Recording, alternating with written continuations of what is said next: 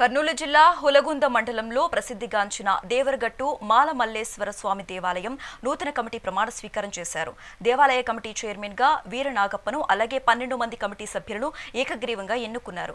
Aluru TDP incharge Vaikuntham జ్యోతి ఆధ్వర్యంలో నూతన chairman committee సభ్యులు ప్రమాణ స్వీకారం చేశారు. ఈ సందర్భంగా స్వామివారికి ప్రత్యేక పూజలు నిర్వహించారు.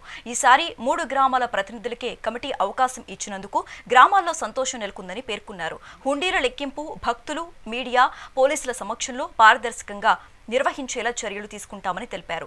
దేవరగట్టులో కమ్యూనిటీ హాల్ నిర్మాణం ₹1 కోటి వ్యయంతో సీసీ రోడ్డు నిర్మాణానికి అనుమతి లభించిందని, త్వరలో పనులు ప్రారంభమవుతాయని నాయకులు వెల్లడించారు.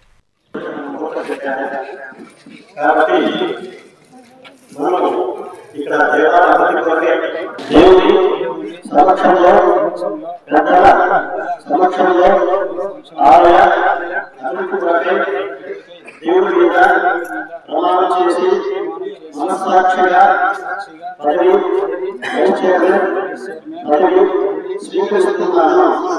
ఈరోజు దేవరగట్టు మాలా మల్లేశ్వర స్వామి గారి ఆశీస్సులతో మన రాష్ట్ర ముఖ్యమంత్రి చంద్రబాబు నాయుడు గారు, అలాగే మన తెలుగుదేశం పార్టీ రాష్ట్ర అధ్యక్షులు పల్లా శ్రీనివాసరావు గారు, అలాగే మన యువ నాయకుడు నారా లోకేష్ బాబు గారి ఆదేశాలతో ఈ దేవరగట్టు మాలా మల్లేశ్వర స్వామి ఆలయానికి మన వీరనాగు గారిని చైర్మన్గా నియమించడం జరిగింది.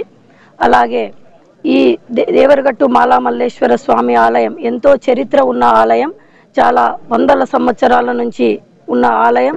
ఈ ఆలయానికి రాష్ట్రంలో నుంచే కాకుండా 4 రాష్ట్రాల నుంచి, కర్ణాటక, తెలంగాణ, మహారాష్ట్ర నుంచి కూడా ఎంతోమంది భక్తులు దగ్గరగా విజయదశమి రోజు అప్పుడైతే 3-4 లక్షల మంది వస్తూ ఉంటారు. ఈ ఆలయం ఎంతో చరిత్ర ఉన్న ఆలయం.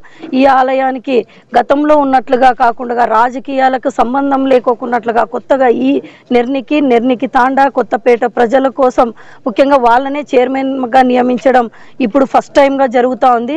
గతంలో ఉన్న రాజకీయాల నాయకులు వాళ్ళ సొంత కుటుంబ సభ్యులు ఇక్కడ చైర్మన్గా కొనసాగడం కూడా జరిగింది. అప్పుడు చాలా ఈ దేవస్థానంకి ఏమీ అభివృద్ధి కూడా జరగలేదు.